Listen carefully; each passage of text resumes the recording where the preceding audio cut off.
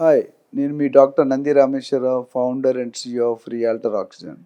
I'm back with one our video on upcoming developments in Telangana మీద కొద్దిగా చర్చించుకుందాం. So ముఖ్యంగా Telangana development already everyday news వస్తూనే ఉన్నాయి. 4 సిటీ కావచ్చు, మెట్రో కావచ్చు, RRR కావచ్చు, రకరకాల. సో ముఖ్యంగా హైదరాబాద్ మెట్రో ఫేజ్ 2 ఎక్స్పాన్షన్ అనేది చాలా వేగంగా జరుగుతుంది. దానివల్ల చాలా ఇన్ఫ్రాస్ట్రక్చర్ డెవలప్ అవుతుంది. రీజనల్ రింగ్ రోడ్ అనేది బూస్టింగ్ కానీ లాజిస్టిక్స్ కానీ దాదాపు 350 కిలోమీటర్లు విషయంలో RRR డెవలప్ అవుతుంది. స్ట్రాటజిక్ అంటే SRDP అంటారు, స్ట్రాటజిక్ డెవలప్మెంట్ ప్లాన్.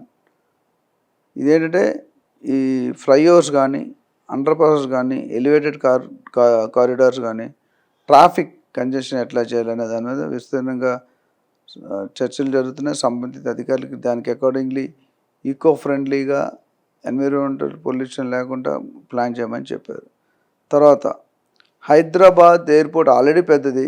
ఆ ఎక్స్పాన్షన్లో అక్కడ కూడా ఎక్స్పాండ్ చేయమంటున్నారు. మేబీ టెర్మినల్స్ కావచ్చు, రన్వేస్ కావచ్చు, ప్యాసింజర్ డెన్సిటీ కావచ్చు. అట్లానే Hyderabad world largest pharma cluster creating jobs. అంటే పొల్యూటెడ్ ఇండస్ట్రీస్ తప్ప మిగతా R&D సెంటర్ వస్తుంది, మెడికల్ కాలేజ్ వస్తుంది, స్కిల్ యూనివర్సిటీ వస్తుంది, స్పోర్ట్స్ సిటీ వస్తుంది, గోల్ఫ్ కోర్స్ వస్తుంది. ఇవన్నీ కూడా they are going to. And ఇంకొక తరచుగా మనకు వినిపించేది Musi river front development.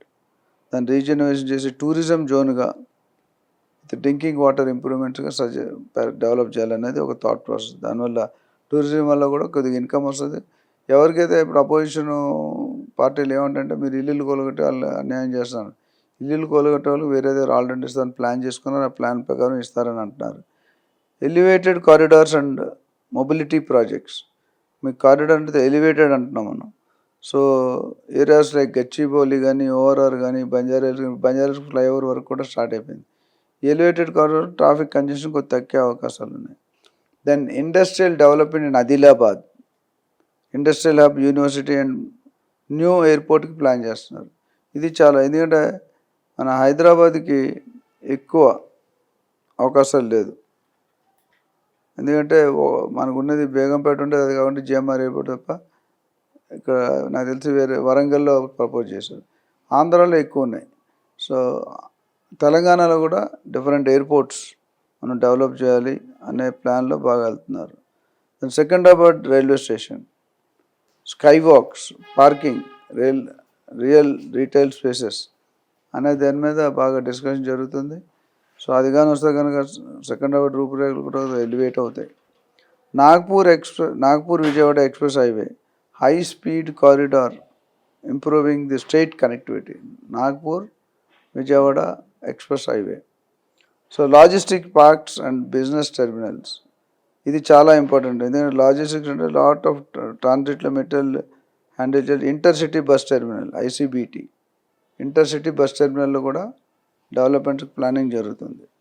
Renewable energy growth అంటే power target almost 20 GW renewable energy capacity by 2030. అంటే రానున్న నెక్స్ట్ 4 yearsలో 20 GW renewable energy. Smart surveillance and safety projects, CCTVs networks across highways and villages for safety. అంటే మధ్యలో దొంగతనాలు, murders, ఇవన్నీ కూడా scams, ganja, ఇవన్నీ కూడా అవుతున్నాయి.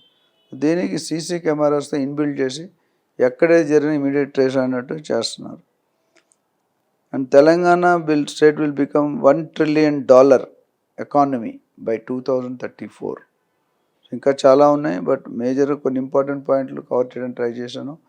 దీని మీద ఎటువంటి వివరం కావాలన్నా, క్లారిఫికేషన్ కావాలన్నా మీరు నన్ను సంప్రదించవచ్చు.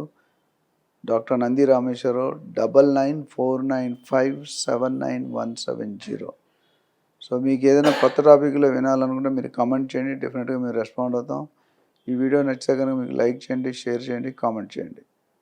Thank you, good luck.